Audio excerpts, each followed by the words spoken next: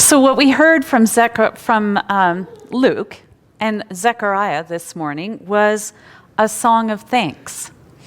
And because this week is Thanksgiving, the week of Thanksgiving, I thought that I would read you a little bit of the history of how Thanksgiving came to be in the United States of America. And I do think that it's appropriate to all of our readings this morning.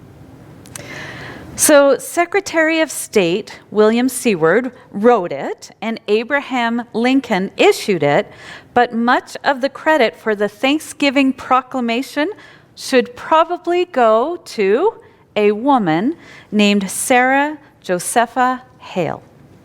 A prominent writer and editor, Hale had written the children's poem, Mary Had a Little Lamb, originally known as Mary's Lamb, in 1830. And she helped found the American Ladies magazine, which she used as a platform to promote women's issues in 1830.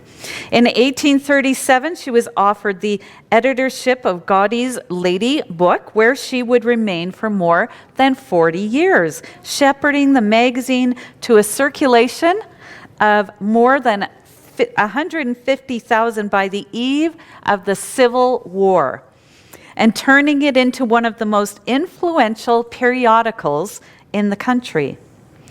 In addition to her publishing work, Hale was a committed advocate for women's education.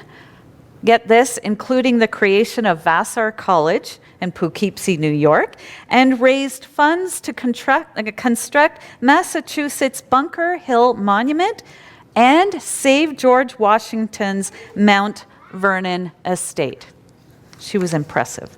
The New Hampshire-born Hale had grown up regularly celebrating an annual Thanksgiving holiday, and she lobbied state and federal officials to pass legislation creating a fixed National Day of Thanks on the last Thursday of November.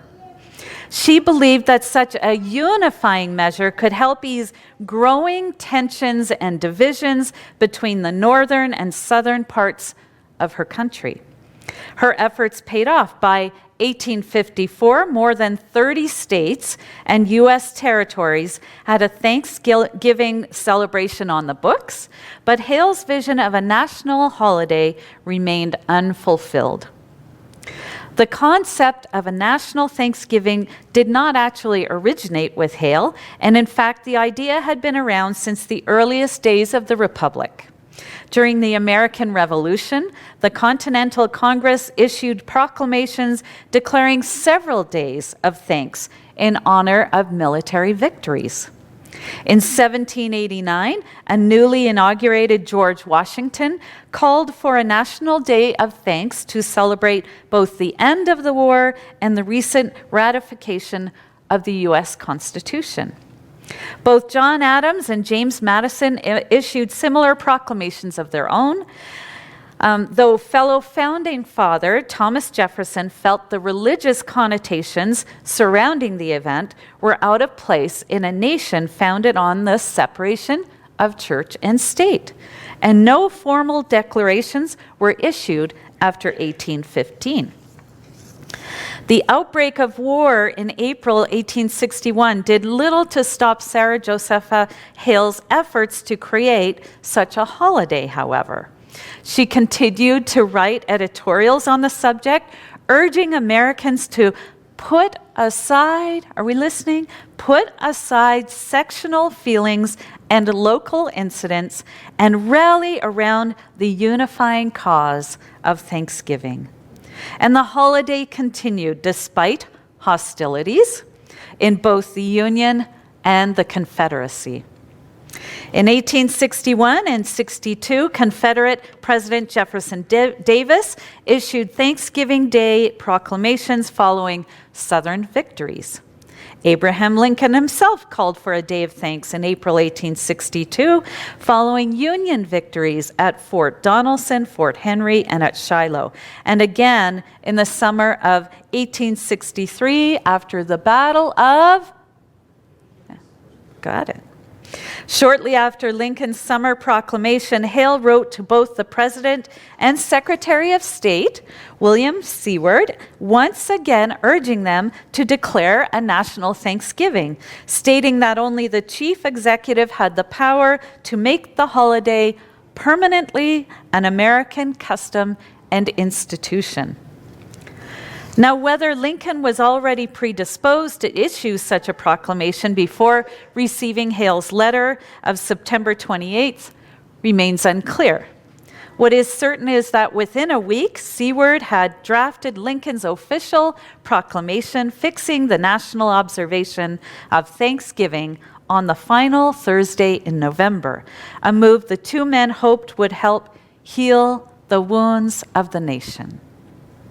After more than 3 decades of lobbying, Sarah Hale and the United States had a national holiday, though some changes remained in store.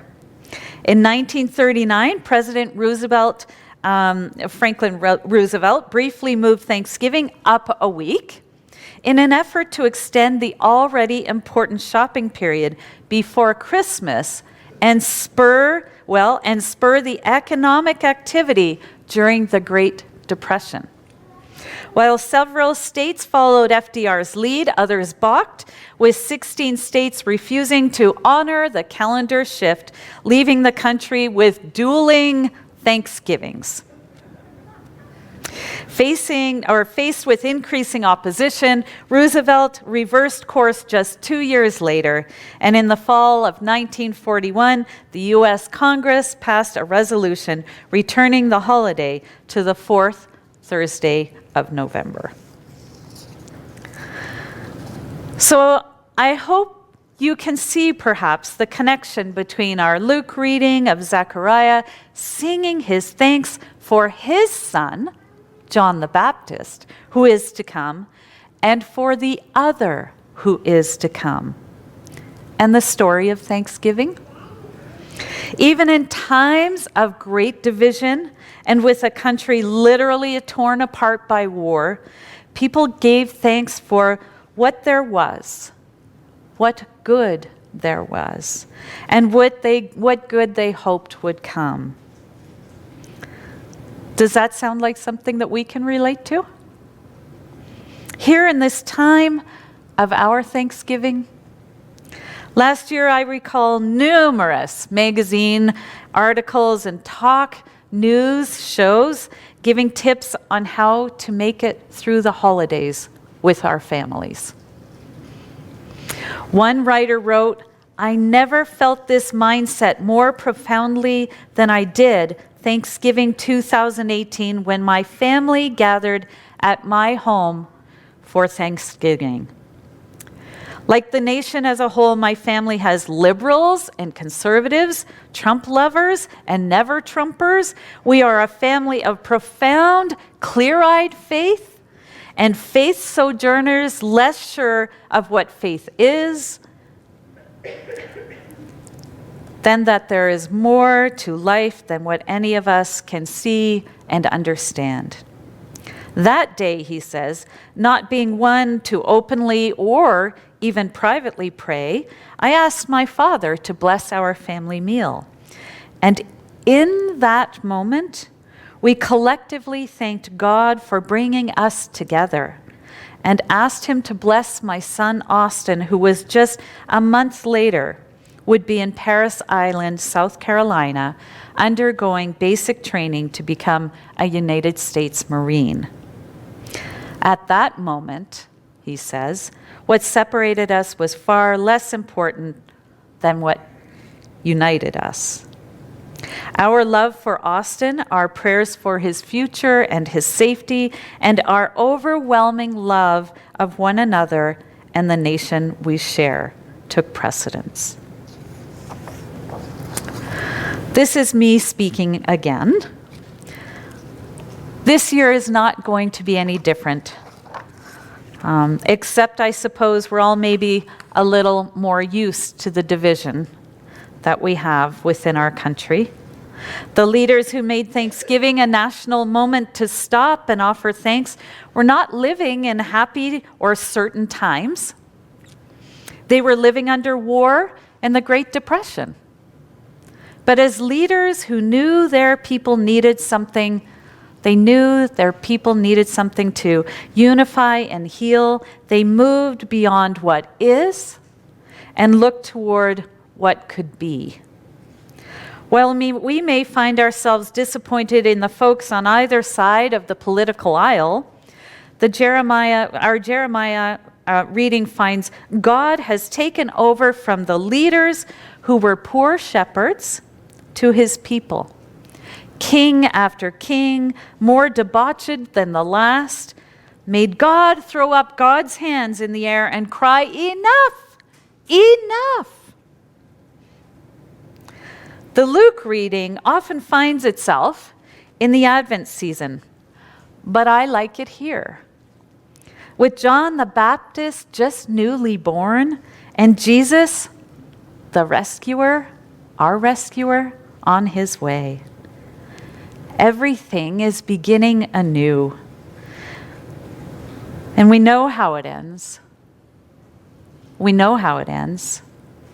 But oh, the anticipation we are about to enjoy next Sunday is for me, and I hope for you, anticipation for one of the most beautiful rescue stories ever told. And for this shepherding babe, we can ever be thankful. I do want to share with you a little story that Paul Thigpen wrote, and it's the tale of the 10 lepers. Each one of the 10 had a tale of personal horror to tell, but the stories were all the same.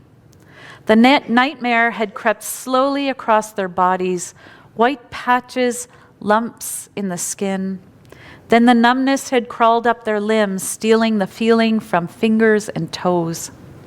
Finally, the faces had grown disfigured beyond recognition, and all that remained of the feet were crippled nubs. Worst of all were the jeers from the children whenever the men passed too near a village. "Lepers!" they screamed, spitting the word like a curse. So long ago, these 10 had been young and handsome, healthy and well-to-do, full of desires and dreams. But that seemed like another world, another lifetime. Now, really, they were the walking dead. One morning, as they approached yet another village to beg, the crowds were cheering the name that for months had spread like a whispered wildfire through the leper colony. Jesus. The leper healer from Nazareth stood by the village well, not far from the twisted outcasts, and he was looking their way. All at once, 10 hoarse voices erupted in unison. "Jesus, Master, have pity on us." He smiled. The first smile turned in their direction for many years, and said simply, "Go show yourselves to the priests." He hadn't even touched them. The 10 examined one another. Clearly, nothing had changed. Were they once again the butt of a cruel joke? One of them, a Samaritan, we've learned a lot about Samaritans, turned back to the road, set his face toward Jerusalem and the temple, and motioned for his comrades to join him. "If the priests throw me out," he said, "then let the crowds stone me. What's left to live for?" He hobbled down the dusty path, his crutch making holes in the scorched clay. And as the others followed, the miracle came. They were cleansed, suddenly, totally, unconditionally. 9 men shouted and raced down the road like boys in a game, peeling off their rags to welcome the sunshine now on their childlike skin.